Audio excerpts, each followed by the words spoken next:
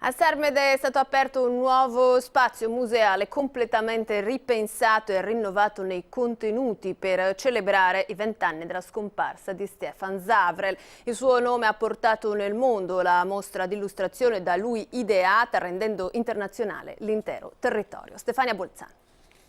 Questo sono il libro di Giona, no? Che qui viene mangiato dalla balena, dal mostro, e qui viene ributtato. Vedi, questo è un porto, per esempio, vedi, che è un altro disegno. Dici Stefan Zavrel e pensi subito a Sarmede, il paese in provincia di Treviso che grazie alla Mostra Internazionale di Illustrazione per l'Infanzia, da lui creata nell'83, è diventato per tutti il paese delle fiabe.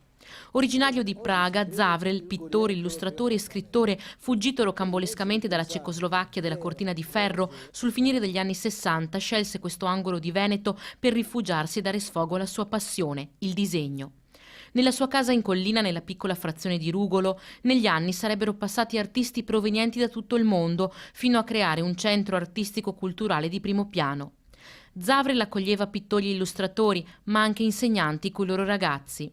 Nell'88 cominciò a organizzare i suoi primi corsi di illustrazione, perché era il mondo dei bambini che volgeva sempre il suo sguardo di artista. Penso che se questi libri hanno una funzione non solo educativa, in senso che sempre c'è una fiaba che porta a qualche conclusione, ma soprattutto che gli dà la possibilità di essere come una isola, che ha anche possibilità di guardare qualcosa che è misterioso, che gli piace, che non è tutto disegnato fotograficamente. Nel corso della sua vita Zavrel illustrò una trentina di opere che sono state pubblicate in tutto il mondo in oltre 30 lingue. Morì esattamente 20 anni fa, il 25 febbraio del 99, nella sua casa di Rugolo all'età di 66 anni. A 20 anni da quella data il suo ricordo resiste, nitido come allora, e rivive nelle pagine di quei libri ai quali ha saputo dar colore.